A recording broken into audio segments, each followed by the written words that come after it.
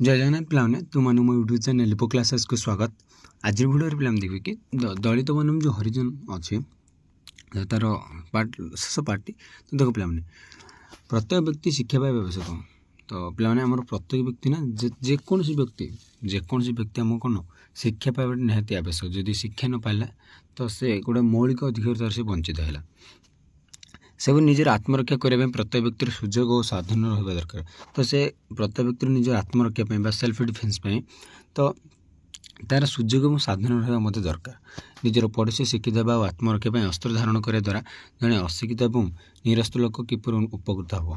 तो जदि निजर पड़ोशीटा शिक्षित हम कि निजर आत्मरक्षा टी कि अस्त्र धारण कला जड़े अशिक्षित और निरस्त लोक किपर उपकृत हो पचरा जाइए। सुतरां समग्र सिद्धांत अवास्तव मन ए सिद्धांत जब आम देखा तो यहाँ गोटे अवास्तव लगे। जदि आम शिक्षित नुह आम जदि आत्मसुरक्षा जब आम साधन न या जदि आम पड़ोशी शिक्षित आम पड़ोशी पाखे से कौन सुरक्षा निजर आत्मरक्षा जब रखिए कौन जो अस्त्र जदि रखिए आमर कौन लाभ हो कि नुह आम केमती ऊपर हम माने कौन उपकृत हवा। ये सब प्रश्न पर चतुर्वर्णर समर्थक माने गभीर आलोचना करते मन हुए। तो जो चतुर्वर्ण को कौन जे समर्थक मैंने से बहुत गभीर आलोचना कले कि प्रश्न गुड़ बेस गुरुत्वपूर्ण सतर पे प्रश्न गुड़ बहुत गुरुत्वपूर्ण प्रश्न। जदि आम जब फंडामेंट जब भाव प्रश्न मैंने बहुत गुरुत्वपूर्ण प्रश्न गुड़िक से मत जदि भी ग्रहण कराए तेज वन मान भितर संपर्क रक्षित और रक्षाकारी संबंध अटे। तो से मत से मतटा जब आम ग्रहण करवा तेज कौन से वन मान भर संपर्क रक्षित और रक्षाकारी संबंध यहाँ। तो सहीटा रक्षित जी और रक्षाकारी संबंध को आम कह कौन सी रक्षाकारी रक्षित प्रति मंद कार्य प्रतिहित कर रक्षित मान स्वार्थ को रक्षा करने क्षेत्र में कौन व्यवस्था ना। जदि सेमती आम देखा तो ये रक्षाकारी रक्षित प्रति मंद कार्य को तो रक्षाकारी जी आम जे रक्षाकारी रक्षित को माने तुम्हें जो कौन असुविधा पड़े मुझे रक्षा कली बोले से कौन मुझे रक्षित तुम है रक्षाकारी। तो रक्षाकारी रक्षित प्रति मंद कार्य सरी रक्षाकारी है किए मु तुम है रक्षित माने मुझे तुमको रक्षा कर तुम रक्षित मुझे रक्षाकारी। तो रक्षाकारी रक्षित प्रति मंद कार्य को प्रतिहित करने और रक्षित मान स्वार्थ को रक्षा करने क्षेत्र में कौन व्यवस्था ना सेमती किसी व्यवस्था आमर है ना। जति भी चतुर्वर्ण व्यवस्था पश्चात दृष्टिभंगी तथा वर्तमान भितर थिबा संबंध रक्षित रक्षाकारी संपर्क अटे तथापि वास्तव पक्षे से संपर्क प्रभु भूत्यर संपर्क हो आसी। तो जदि भी आम चतुर्वर्ण व्यवस्था पश्चात जदि देखा दृष्टिभंगी जब आम देखा जो चतुर्वर्ण व्यवस्थार ताले वर्तमान भितर रही संबंधटा रक्षित और रक्षाकारी संपर्क अटे। तो वर्तमान भितर जो संपर्क रही रक्षित और कौन रक्षाकारी संपर्क अटे तथापि वास्तव पक्षे से संपर्कटा प्रभु और भृत्यों परी हो आसी। ब्राह्मण क्षेत्रीय वैश्य मैंने जदि से पारस्परिक संपर्क नहीं संतुष्ट नुहति तथापि से कौन प्रकार बुझामणा कर संपन्न कर उभय मिसी वैश्य संपर्क आनी कारण से वैश्य मान निर्भर कर रखिबार एकमत होती। जदि जब आम देखा ब्राह्मण क्षेत्रीय वैश्य जब से पारस्परिक संपर्क नहीं जब संतुष्ट नुह से जो माने संपर्क जब भल ना तथा से कौन प्रकार बुझामणा करते जदि से संपर्क भल नथिले से बुझामणा करते उभय मिसी वैश्य संपर्क आनी समस्त मिसी जदि आम देखा ब्राह्मण क्षेत्रीय वैश्य वैश्य से संपर्क आनी कारण से वैश्य मान निर्भर कर एकमत होती कारण से वैश्य मान निर्भरशील से कौन से संपर्क आनी। शूद्र संपत्ति अर्जन करने को अनुमति पाई ना कारण से जदि संपत्तिर अधिकार हुए तेज से अन्य वर्णटार स्वाधीन हो रही पार। तो शूद्र को कौन पर संपत्ति अर्जन कर अधिकार दिगला ना जदि संपत्ति अर्जन कर अधिकार दिगला ना से गोटे इंडिपेंडेंट रहा से एम स्वाधीन होकर तो स्वाधीन होगा द्वारा कौन बोला से निजे जहाँ चाहिए सेटा कर मन से कौन समाज में आग को बढ़ी पार। तो से शूद्र मान कौन संपत्ति अर्जन करने अनुमति दि जाए ना से समय नथिले चतुर्वर्ण व्यवस्था समय तो बर्तमान चली ज्ञान आहरण करने क्षेत्र में बारण कर कारण ताकले तार हित रखापी से सचेतन हो पारे। जदि ज्ञान आहरण जदि दिगला ज्ञान आहरण कर दिगला तार कौन जो सचेतनता रही हित रखापी तार भलपाई से ज्ञानटा तार बढ़ीज ज्ञान बढ़ीज द्वारा कौन से देख जन बाहर ज्ञान अच्छे जन बाहर ज्ञान ना। तो जहाँ ज्ञान अच्छे से किसी ना जेकोसी प्रोब्लेम किसी ना कि से सल्व कर तार रास्ताटा से जानी और जहाँ ज्ञान ना से अन्य जन पचार यहाँ केमती करवा यहाँ केमी करवा। तो से सब कौन ना एम चाहते सब तलुआ रो तो से ज्ञान आहरण सुजोग मिलू ना। ସେହିପରି ଅସ୍ତ୍ର ଧାରଣ କରିବାରୁ ତାଙ୍କୁ ବଞ୍ଚିତ କରାଯାଇଛି, କାରଣ ଅସ୍ତ୍ର ଧାରଣ କଲେ ସେ ଆବଶ୍ୟକ ବେଳେ ଅନ୍ୟ ବର୍ଣ୍ଣମାନର ପ୍ରଭୁତ୍ୱ ବିରୁଦ୍ଧରେ ଆନ୍ଦୋଳନ କରିପାରିବ। ଯଦି ତାକୁ ଅସ୍ତ୍ର ଧରାଇଦେବା ତ ସେ ଅନ୍ୟ ବର୍ଣ୍ଣର ଯେଉଁ ପ୍ରଭୁତ୍ୱ ପାଇଁ ସେ କ'ଣ କରିପାରିବ ନା ଆନ୍ଦୋଳନ କରିପାରିବ। ତ ସେଥିପାଇଁ ତାକୁ ଅସ୍ତ୍ର ମଧ୍ୟ ଦିଆଯାଏ ନାହିଁ। ମନୁସ୍ମୃତିରେ ଥିବା ବିଧାନ ଶୂଦ୍ରମାନଙ୍କୁ ଏହିପରି 3 ବର୍ଣ୍ଣ ଦ୍ୱାରା ପଦତଳିତ କରି ରଖାଯାଇଛି। ତ ଯେଉଁ ମନୁସ୍ମୃତିରେ ଯେଉଁ ବିଧାନ ଶୂଦ୍ରମାନଙ୍କୁ ଏହିଭଳି ଭାବରେ ତାଙ୍କୁ ପୁରା ଦଳିତ କରି ରଖାଯାଇଛି। ପିଲାମାନେ, ସାମାଜିକ ଅଧିକାର କ୍ଷେତ୍ରରେ ମନୁସଂହିତାଠାରୁ ଅନ୍ୟ କୌଣସି ବିଧାନ ଅଧିକ ମନ୍ଦ ବା ଗର୍ହିତ ହୋଇପାରିବ ନାହିଁ। ସାମାଜିକ ଅଧିକାର କ୍ଷେତ୍ରରେ ମନୁସଂହିତାଠାରୁ ଅନ୍ୟ କୌଣସି ବିଧାନ ଅଧିକ ମନ୍ଦ ବା ଗର୍ହିତ ହୋଇପାରିବ ନାହିଁ। ସାମାଜିକ ଅନ୍ୟାୟ କ୍ଷେତ୍ରରେ ଅନ୍ୟ ଯେକୌଣସି ଦୃଷ୍ଟାନ୍ତ ମନୁଙ୍କ ପାଖରେ ମଳିନ ପଡ଼ିଯିବ। ଯଦି ଆମେ ସାମାଜିକ ନ୍ୟାୟ କଥା ଦେଖିବା ବା ସାମାଜିକ ଅନ୍ୟାୟ କ୍ଷେତ୍ରରେ ଯଦି ଅନ୍ୟାୟ କ୍ଷେତ୍ର ଦେଖିବା, ଯେକୌଣସି ଦୃଷ୍ଟାନ୍ତ ମନୁଙ୍କ ପାଖରେ ସେଇଟା ମଳିନ ପଡ଼ିଯିବ। ସମାଜର ଅଗଣିତ ଜନଗଣ କାହିଁକି ସାମାଜିକ ଅନ୍ୟାୟ ଓ ମନ୍ଦାବସ୍ଥାକୁ ସହ୍ୟ କରିଛନ୍ତି? ତ ସେଇଟା କୋଶ୍ଚିନ୍ ପଚାରାଯାଇଛି ଯେ ସମାଜର ଅଗଣିତ ଜନଗଣ କାହିଁକି ସାମାଜିକ ଅନ୍ୟାୟ ବା ମନ୍ଦାବସ୍ଥାକୁ ବର୍ତ୍ତମାନ ସହ୍ୟ କରିଛନ୍ତି ବା ସହିଛନ୍ତି। ପୃଥିବୀର ଅନ୍ୟ ଦେଶମାନେ ସାମାଜିକ ବିପ୍ଳବ ସଂଗଠିତ ହୋଇଛି। ତ ଯଦି ଆମେ ଦେଖିବା ପୃଥିବୀର ଅନ୍ୟ ଦେଶମାନେ କ'ଣ ନା ସାମାଜିକ ବିପ୍ଳବ ସବୁ ସଂଗଠିତ ହେବାରେ ହୋଇଛି ବା ସଂଗଠିତ ଦେଖାଦେଇଛି, କିନ୍ତୁ ଭାରତବର୍ଷରେ କାହିଁକି ସାମାଜିକ ବିପ୍ଳବ ହୋଇନି ଏବଂ ଏହି ପ୍ରଶ୍ନ ମଧ୍ୟ ନିରନ୍ତର ଚିନ୍ତିତ କରିଛି।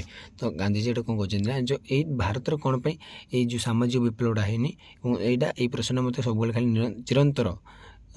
ନିରନ୍ତର ମୋତେ ଚିନ୍ତିତ କରୁଛି। ଏହାର ମୁଁ ଏକମାତ୍ର ଉତ୍ତର ଦେଖୁଛି, ଏଇଟା ଖାଲି ମୁଁ ଗୋଟିଏ ଉତ୍ତର ଦେଖୁଛି। ଗାନ୍ଧିଜୀ କ'ଣ କହିଲେ ନା ହିନ୍ଦୁ ସମାଜରେ ପ୍ରତାରଣାପୂର୍ଣ୍ଣ ଚତୁର୍ବର୍ଣ୍ଣ ବ୍ୟବସ୍ଥା ମାଧ୍ୟମରେ ନିମ୍ନ ଶ୍ରେଣୀରେ ଥିବା ଜନଗଣଙ୍କୁ ଅସହାୟ କରି ରଖାଯାଇଥିବା ହେତୁ ଏଠାରେ ସାମାଜିକ କ୍ରାନ୍ତିର ସୂତ୍ରପାତ ହୋଇନାହିଁ।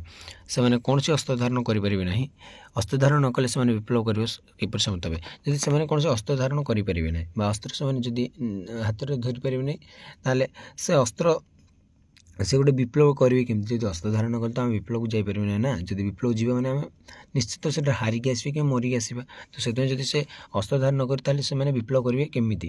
ସେମାନେ ହଳ ଧରିବେ ଓ ସେହି ସ୍ଥିତିରେ ଅସ୍ତ୍ର ଧାରଣ କଲେ ସେମାନେ ହଳ ଧରିବେ ଓ ସେହି ସ୍ଥିତିରେ ରହିବା ବାଧ୍ୟ। ସେମାନେ ହଳ ଧରିବେ ତା ସହିତ ସେହି ସ୍ଥିତିରେ ମଧ୍ୟ ସେମାନେ ରହିବା ବାଧ୍ୟ। କିନ୍ତୁ ନିଜର ହଳ ଲଙ୍ଗଳକୁ ଅସ୍ତ୍ରରେ ପରିଣତ କରିବା ପାଇଁ ସେମାନଙ୍କୁ କୌଣସି ସମୟରେ ଅଧିକାର ବା ସ୍ୱାଧୀନତା ଦିଆଯାଏ। ମାନେ ହଳ ଲଙ୍ଗଳକୁ ମଧ୍ୟ ଅସ୍ତ୍ରରେ ପରିଣତ କରିବାରେ ମଧ୍ୟ ତାଙ୍କୁ ଅଧିକାର ଦିଆଯାଏ। ପିଲାମାନେ କେତେ ତାଙ୍କୁ ତଳୁଆ ଦେଖାଯାଉଥିଲା ପୁରା ନିମ୍ନକୁ। ସେମାନେ ଅସ୍ତ୍ର ଧାରଣ ନ କରିପାରିବେ, ଅନ୍ୟମାନେ ସେମାନଙ୍କ ଉପରେ ପ୍ରଭୁତ୍ୱ ଜାରି କରି ଆସିଛନ୍ତି। ଚତୁର୍ବର୍ଣ୍ଣ ବ୍ୟବସ୍ଥା ଯୋଗୁଁ ଶୂଦ୍ରମାନେ ଶିକ୍ଷାରୁ ବଞ୍ଚିତ ହୋଇଛି। ଯଦି ଆମେ ଚତୁର୍ବର୍ଣ୍ଣ ବ୍ୟବସ୍ଥା ଦେଖି ସେଥିରୁ ସେମାନଙ୍କୁ ଶିକ୍ଷା ପ୍ରଦାନ କରାଯାଏ ନାହିଁ। ସେମାନେ ସେମାନଙ୍କ ଅବସ୍ଥାରୁ କିପରି ମୁକ୍ତି ପାଇବେ ତାହା ଜାଣିବାର ଓ ଏପରି ଚିନ୍ତା କରିବାର ସୁଯୋଗ ପାଇନାହାନ୍ତି। ସେମାନେ ଗୋଟେ ମୁକ୍ତି ପାଇବେ, ଗୋଟେ ଅବସ୍ଥାରୁ କେମିତି ସେ ମୁକ୍ତି ପାଇବେ ସେଇଟା ମଧ୍ୟ ଚିନ୍ତା କରିବାରୁ ତାଙ୍କୁ ସ୍ୱାଧୀନତା ଦିଆଯାଏନି। ଏତେ ତାଙ୍କୁ ତଳାନ୍ତ କରି ରଖାଯାଇଛି ଏବଂ ଏତେ ତାଙ୍କୁ ମାନେ କ'ଣ ମେଣ୍ଟାଲି ପ୍ରେସର ଦିଆଯାଇଛି, ତୁମେ ତଳୁଆ, ତୁମେ କିଛି କରିପାରିବନି, ତୁମକୁ କୌଣସି ଜିନିଷ ସ୍ୱାଧୀନତା ଦିଆଯାଏନି, ତୁମକୁ ଶିକ୍ଷା ନାହିଁ, କିଛି ନାହିଁ। ମୁକ୍ତିର ବାଟ ନ ଜାଣି ଏବଂ କିମ୍ବା ଏଥିପାଇଁ କୌଣସି ସାଧନ ରଖିପାରି ସେମାନେ ଚିରଦିନ ପାଇଁ ଦାସତ୍ୱ ବରଣ କଲେ। ତାର ସେ ଆଉ କିଛି ତା ମାଇଣ୍ଡକୁ ଆସିଲା, ତାପରେ ସେ ଦାସତ୍ୱଟା ହିଁ ବରଣ କରିନେଲେ। ଏଭଳି ନ୍ୟୁନ ହୋଇ ରହିବା ସେମାନଙ୍କର ଭାଗ୍ୟ ଲିଖନ ବୋଲି ସେମାନେ ଅକ୍ଲାସରେ ବିଶ୍ୱାସ କଲେ। ଏପରି ତଳୁଆ ହିଁ ରହିବା ତାଙ୍କର ଜୀବନ, ତାଙ୍କ ଭାଗ୍ୟ ବୋଲି ଏଇଟା ସେ ଭାବି ନେଲେ, ଭାଗ୍ୟ ଲିଖନ ବୋଲି। ୟୁରୋପରେ ଶକ୍ତିଶାଳୀ ଲୋକମାନେ ଦୁର୍ବଳମାନଙ୍କୁ ଶୋଷଣ କରିଛନ୍ତି, କିନ୍ତୁ ସେ ସବଳ ଲୋକମାନେ ଦଳିତମାନଙ୍କୁ ଅସହାୟ କରି ରଖିବା କୌଣସି ସୂତ୍ର ବାହାର କରିନାହାନ୍ତି, ଯେପରି ଭାରତର ହିନ୍ଦୁ ସମାଜରେ ରହିଛି।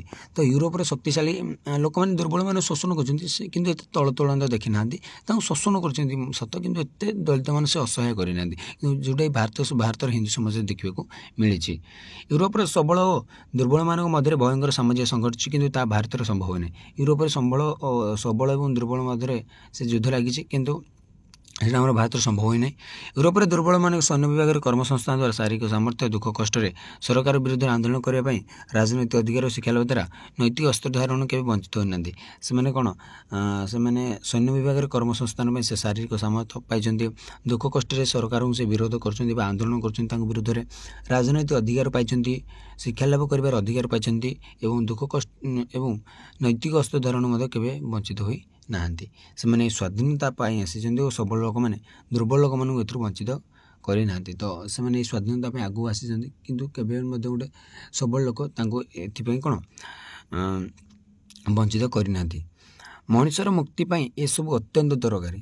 ମନୁଷ୍ୟର ଯଦି ମୁକ୍ତି ପାଇଁ ଏସବୁ ନିହାତି ଦରକାର, ମାନେ ଶିକ୍ଷା, ଅସ୍ତ୍ର ଧାରଣ, ଦେନ୍ ରାଜନୈତିକ ଅଧିକାର ସବୁ କିଛି ତାକୁ ନିହାତି ଦରକାର। କିନ୍ତୁ ଭାରତବର୍ଷରେ ଚତୁର୍ବର୍ଣ୍ଣ ଦ୍ୱାରା ଶୂଦ୍ର ଜନଗଣ ଏହି 3 ଅସ୍ତ୍ରରୁ ବଞ୍ଚିତ କରାଯାଇଛି। କିନ୍ତୁ ଆଉ ଯଦି ଭାରତବର୍ଷ ଦେଖିବା ତ ସେଇଟା ଚତୁର୍ବର୍ଣ୍ଣ ଦ୍ୱାରା ଶୂଦ୍ର ଜନଗଣଙ୍କୁ ଏହି 3ଟି ଅସ୍ତ୍ରରୁ ତାଙ୍କୁ ବଞ୍ଚିତ କରାଯାଇଛି। ସୁତରାଂ ଚତୁର୍ବର୍ଣ୍ଣ ଠାରୁ ଚତୁର୍ବର୍ଣ୍ଣ ଠାରୁ ଅଧିକ ପରିବର୍ତ୍ତନପୂର୍ଣ୍ଣ ସାମାଜିକ ବିଧାନ ଅନ୍ୟ କେଉଁଠାରେ ନାହିଁ। ତ ଚତୁର୍ବର୍ଣ୍ଣ ଠାରୁ ଅନ୍ୟ ସବୁଟା କ'ଣ ଯେଉଁ ସାମାଜିକ ବିଧାନଟା ଅତି ପ୍ରତାରଣା ମିଳୁଥିବା ଆଉ କୋଉଠାରେ ନାହିଁ। ଏହି ବ୍ୟବସ୍ଥା ଲୋକମାନଙ୍କୁ ଅସହାୟ ପଙ୍ଗୁ ଓ ମୃତପ୍ରାୟ କରି ରଖିବା ଦ୍ୱାରା ଅଧିକ କୌଣସି ସ୍ୱର ଉତ୍ତୋଳନ କରିପାରୁନାହାନ୍ତି। ତ କିଏ ଆଉ ସ୍ୱର ଉତ୍ତୋଳନ କରିପାରନ୍ତି, କାରଣ ଏହି ବ୍ୟବସ୍ଥାଟା ସେ ଲୋକମାନଙ୍କୁ ଅସହାୟ ଓ ପଙ୍ଗୁ ଏବଂ ମୃତପ୍ରାୟ ସେ କରିଦେଉଛି। ଏହା କହିବା ପଛରେ ଅତିରଞ୍ଜନ ନାହିଁ। ଇତିହାସରେ ଅନେକ ଉଦାହରଣ, ଆମେ ଇତିହାସରେ ବହୁତ ଉଦାହରଣ ଦେଖିଛେ। ଭାରତ ଇତିହାସରେ ଗୋଟେ ସମୟ ଥିଲା ଯାହାକି ସ୍ୱାଧୀନତା ମହାନତା ଗୌରବର ସମୟ କହିଲେ ଅତ୍ୟୁକ୍ତି ହେବନାହିଁ। ଭାରତ ଗୋଟେ ସମୟ ଥିଲା ଯେଉଁଟା କହୁଛି ଭାରତର ସ୍ୱାଧୀନତା ଏବଂ ମହାନତା ବିଷୟରେ ଆମେ କହିଲେ ଅତ୍ୟୁକ୍ତି ହେବ ନାହିଁ। ମୌର୍ଯ୍ୟ ସାମ୍ରାଜ୍ୟ ବେଳେ ସୁବର୍ଣ୍ଣ ଯୁଗଟି ଥିଲା, ଏଇଟା ମୌର୍ଯ୍ୟ ସାମ୍ରାଜ୍ୟ ଥିଲା। ଅନ୍ୟ ସମୟରେ ଭାରତରେ ଅପରାଜ୍ୟ ଅନ୍ଧକାର ସମୟ ଥିଲା, ଏଇଟା ମୌର୍ଯ୍ୟ ସାମ୍ରାଜ୍ୟ ଥିଲା। ଆମର ସୁବର୍ଣ୍ଣ ଯୁଗ ସେତେବେଳେ ଥିଲା ସ୍ୱାଧୀନତା ଓ ମହାନତାର ଯୁଗ। ମୌର୍ଯ୍ୟ ଯୁଗରେ ଚତୁର୍ବର୍ଣ୍ଣ ବ୍ୟବସ୍ଥା ଲୋପ ପାଇଥିଲା, କାରଣ ଶୂଦ୍ରମାନେ ଯେଉଁ ଜନସଂଖ୍ୟାର ମୁଖ୍ୟ ଅଂଶ ଥିଲେ ସେମାନେ ଶାସନ ଭାର ହାତକୁ ନେଉଥିଲେ। ସେମାନେ ଅଧିକ ପରିମାଣରେ ଯେତେବେଳେ ଥିଲେ କିଏ ଆମର ଶୂଦ୍ରମାନେ, ସେମାନେ ଶାସନ ଭାର ହାତକୁ ନେଇଥିଲେ। କିନ୍ତୁ ଯେତେବେଳେ ଚତୁର୍ବର୍ଣ୍ଣର ପ୍ରସାର ହୋଇଛି ସେତେବେଳେ ଦେଶ ପରାଜୟ ଓ ଅନ୍ଧକାର ଗ୍ଲାନିରେ ଡୁବି ରହିଛି। ଦେଶର ଅଧିକାଂଶ ଜନଗଣ ଅପବାଦ ଓ ପରାଜୟକୁ ସ୍ୱୀକାର କରିବାକୁ ବାଧ୍ୟ ହେଉଛନ୍ତି। ତ ସେ ପରାଜୟ ସହିବାକୁ ସବୁ ସ୍ୱୀକାର କରିବାକୁ ବାଧ୍ୟ ହେଉଛନ୍ତି। ଚତୁର୍ବର୍ଣ୍ଣ ବ୍ୟବସ୍ଥା ନୂଆ ନୁହେଁ, ବେଦ ଯେତିକି ପ୍ରାଚୀନ ଏହା ସେତିକି ପୁରାତନ। ତ ବେଦଟା ଯେତିକି ପୁରୁଣା ସେ ଆମର ଏଇ ଚତୁର୍ବର୍ଣ୍ଣ ବ୍ୟବସ୍ଥା ମଧ୍ୟ ସେତିକି ପୁରୁଣା। ସମ୍ଭବତଃ ଏହି କାରଣ ଯୋଗୁଁ ଆର୍ଯ୍ୟ ସମାଜୀମାନେ ଏହାକୁ ବିଚାର କରିବାକୁ ଆମକୁ କହିଛନ୍ତି। ତାର ସେଥିପାଇଁ ଆମକୁ କ'ଣ ବିଚାର କରିବାକୁ ଆମକୁ କହିଥାନ୍ତି। ସାମାଜିକ ସଂଗଠନ କ୍ଷେତ୍ରରେ ଏହି ବ୍ୟବସ୍ଥା ଅତୀତରେ ପ୍ରୟୋଗ ହୋଇ ବିଫଳ ହୋଇଛି। ତ ସାମାଜିକ ସଂଗଠନ କ୍ଷେତ୍ରରେ ଏଇ ଯେଉଁ ବ୍ୟବସ୍ଥାଟା ଅତୀତରେ ପ୍ରୟୋଗ ହୋଇ ସେଟା ବିଫଳ ହୋଇଯାଇଛି। ଅତୀତରେ କେତେବାର ବ୍ରାହ୍ମଣମାନେ କ୍ଷତ୍ରିୟମାନଙ୍କୁ ବିନାଶ କରିବାକୁ ପ୍ରୟାସ କରିନାହାନ୍ତି।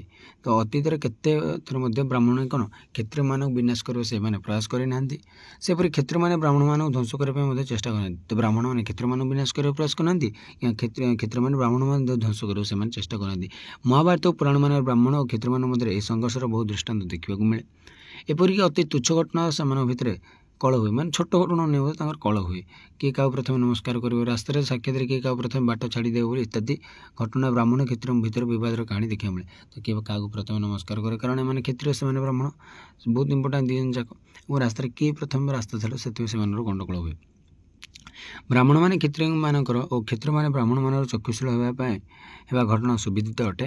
କ୍ଷତ୍ରିୟମାନେ ବହୁ ସମୟ ନିରସ୍ତ୍ର ଜନଗଣଙ୍କ ଉପରେ ଅତ୍ୟାଚାର କରନ୍ତି। ତ କ୍ଷତ୍ରିୟମାନେ କ'ଣ ନିରସ୍ତ୍ର, ଯାହା ପାଖରେ ଅସ୍ତ୍ର ନଥିବା ଜନଗଣ ବା ଲୋକମାନଙ୍କ ଉପରେ ସେମାନେ ଅତ୍ୟାଚାର କରନ୍ତି। ଚତୁର୍ବର୍ଣ୍ଣ ବ୍ୟବସ୍ଥା ଦ୍ୱାରା ଅନ୍ୟମାନ ଲୋକମାନେ ନିରସ୍ତ୍ର ରହିଥିବାରୁ କ୍ଷତ୍ରିୟମାନଙ୍କ ଅତ୍ୟାଚାରରୁ ରକ୍ଷା ପାଇବା ପାଇଁ ସର୍ବଶକ୍ତିମାନ ଭଗବାନଙ୍କୁ ସେମାନେ ପ୍ରାର୍ଥନା କରୁଛନ୍ତି। ତ ଭଗବାନ ସେ ପ୍ରାର୍ଥନା କରୁଛନ୍ତି ଆମ ଠାରୁ କେମିତି ରକ୍ଷା କର।